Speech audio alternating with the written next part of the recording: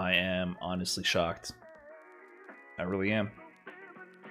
So, moments ago, I mean, just a few minutes ago, Ono has just tweeted the following message. We hope everyone is excited for the release of Seth and Street Fighter V Champion Edition this Friday. The team is working hard and wants to let Street Fighter V players know that we'll be making adjustments to the game's netcode soon.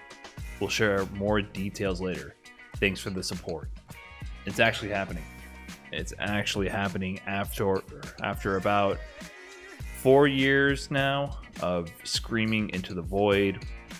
Countless developers and players dissecting the issue and pinpointing all the exact flaws of the netcode.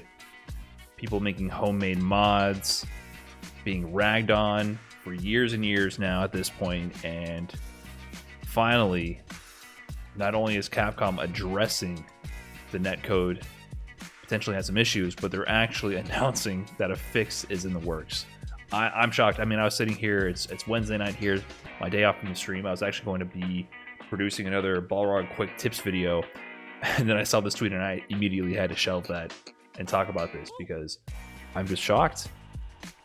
I really can't believe this is happening, but it's interesting the sequence of events that led up to this occurring because people have been doing seminars. I mean, the Cannon brothers, Tony Cannon, who's like the developer pretty much for GGPO, the most prominent rollback netcode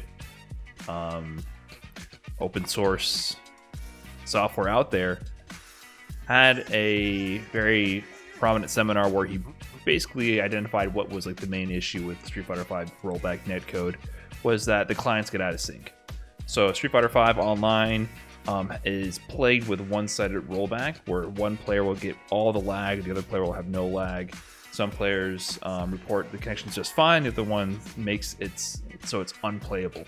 And basically, good GGPO should split that burden between the two clients equally so that nobody has too much rollback and we minimize the amount of rollback on either side and everyone has a jolly good time. And so, yeah, people were pretty much hypothesizing that these were issues with the netcode, and about just a month ago we got the fan-made fan is, I'm using that in air quotations here, we had a homemade mod which addressed some of these issues with the netcode from Altimore, and he dropped this this bombshell pretty much on Capcom because everyone was talking about this mod. It's a PC mod that it's really easy to install, and I've used it myself, and I made a video about it where it addresses that issue I pointed out where the clocks are out of sync with the client. So it kind of addresses that issue of one client getting out of sync and never being able to get back in sync with the other one. Now the idea is that each client is plus or minus 2 frames within each other to minimize the amount of rollback happening, rather than having huge chunks of rollback the moment somebody gets out of sync. And people were talking about this mod a lot. It even got to the point where Ono actually tweeted that famously that he grasped the situation and he acknowledged that something was up, something was afoot, that someone had actually gone in, reverse engineered a fix for the netcode and published it, and everyone was talking about it. And then after that, just like 20 days ago, probably like a week or so after Altimore released his patch, Fluffy Sheep jumped into the mix with a patch for the Altimore patch, and this is where I kind of dropped out because it was getting too chaotic. The problem with these patches is that if both people for Altimore, if both people did not have this patch installed, it would cause all the rollback to be dumped on the unpatched system or on the PS4 system, since PS4 could not install the PC patch and crossplay. And then, I just didn't want to keep messing with these different patches. I was just kind of waiting for the dust to settle to see which one of these would kind of become the default standard. And, I decided I would leverage that for playing sets with people that I normally couldn't play, because I was able to play people in California and in other regions, and it was much more playable than connection on PS4. So it was a big deal at the time, only a month ago. And I was just thinking the other day that Ono did make a tweet, rather cryptic, but it was most likely in connection to these netcode patches. And he even acknowledged some criticism. He was actually responding to people every time anyone tweets anything from an official Street Fighter account or from Ono's account. You know, there's a lot of hate and animosity for Street Fighter 5 from a lot of the community. Was kind of showing a moment of vulnerability. You know, he actually acknowledged the haters.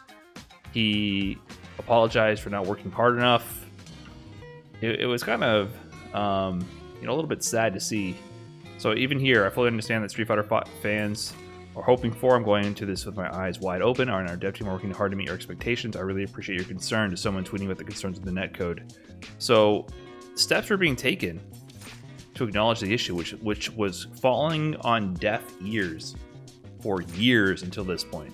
It was literally just people screaming into the void.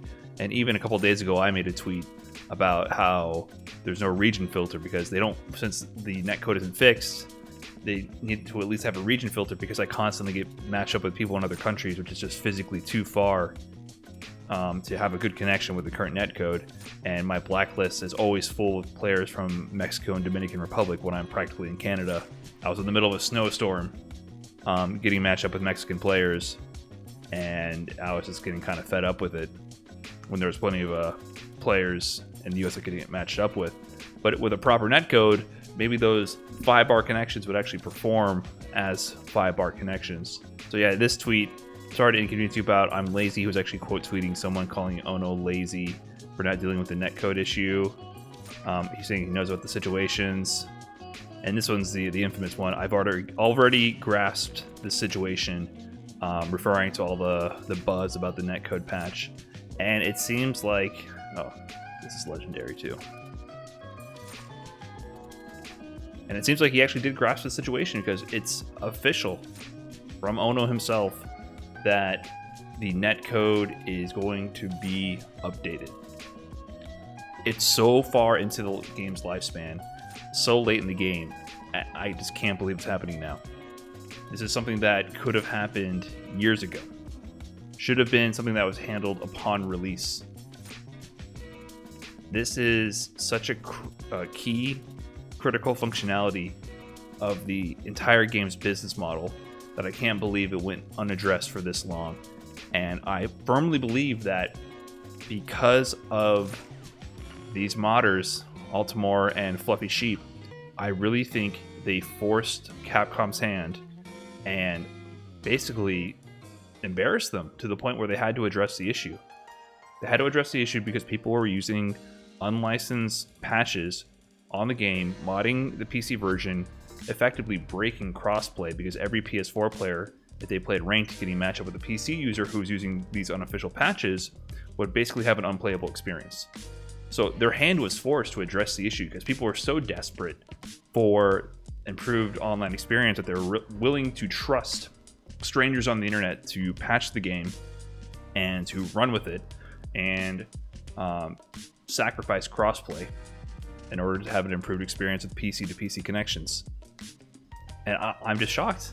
If this was something that was in the game, or if the netcode is functioning the moment the game was released, I feel like a huge portion of the fighting game esports bubble, which kind of burst at that time, could have been avoided. Street Fighter 4 had so much momentum, gaining an entrance in tournaments all the way leading up to the final Capcom Cup in 2015, and then Street Fighter 5 dropped, and the online experience and product experience was probably the worst for any game that I've ever spent that much money on in my entire life.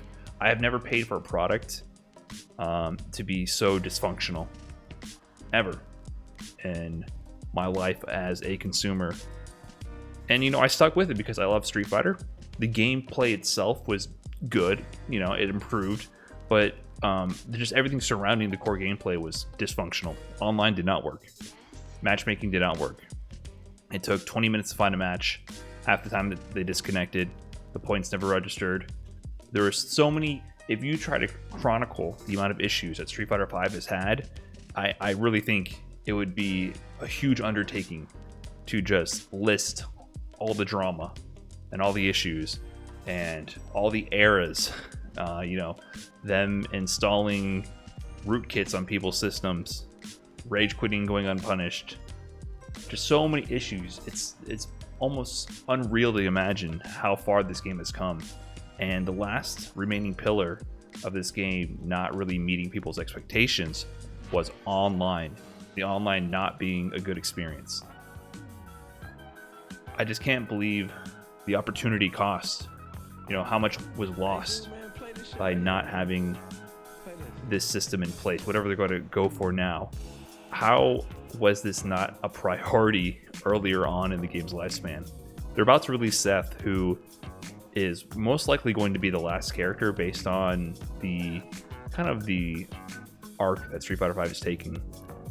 Season 4 wasn't really a season in the traditional Street Fighter V season sense, where we had 1, 2, 3 kind of announcing the characters ahead of time. 4 sporadically dropped a group of characters in the beginning and end of the season. And Season 5 doesn't seem like there's much or any more characters planned. And you can kind of tell it's reaching that point of the game's lifespan where it seems like Street Fighter 6 might be on the horizon. The next gen PlayStation console is coming out next year, I believe, and it's just kind of all lining up. So by most people's accounts, we're nearing the end of Street Fighter V, and now the netcode is being addressed. So I'm just shocked. I'm just shocked. It seems like too little too late, but I'm still extremely excited. I would love to have this breathe some fresh life into Street Fighter V. Make some players who dropped the game because of issues of online come back. And what I can hope for is that this is more of a return to goodwill for Capcom, and that these lessons are learned. Because if there's one thing you can say about Street Fighter V, is that it was a learning experience. Because there were so many things that went wrong that were later corrected that should have just never have been issues in the first place. And if Capcom can get proper functioning rollback netcode into Street Fighter V, even if it's at the end of the lifespan of the game, maybe when Street Fighter 6 drops, we're going to actually enter a modern era of fighting games where it's not just Western titles like KI and MK that have functioning rollback, but also some of the Eastern developers in Japan start getting with the times pretty much and doing proper rollback netcode, which is required for functional online gameplay in the West. It's pretty much required. There's no other solution that exists. Delay-based netcode does not work for the vast majority of the fighting game population to play against each other over great distances, and you know the infrastructure that we have in the West. It just doesn't work. So I'm excited to see how this patch comes out. I'm waiting for the details, and I'm just shocked. I really can't believe it's happening after all these years. So I just wanted to share my thoughts, get that out there. Yeah, hopefully we notice a difference. I'm looking forward to actually being able to play with people from all over the world and not have to blacklist everyone from a different country. That would be great. All right, guys. What are your thoughts on this? Let me know in the comments down below, and appreciate you guys watching. I'll be sure to keep you updated on what's going on with this update. Catch you guys next time. Peace.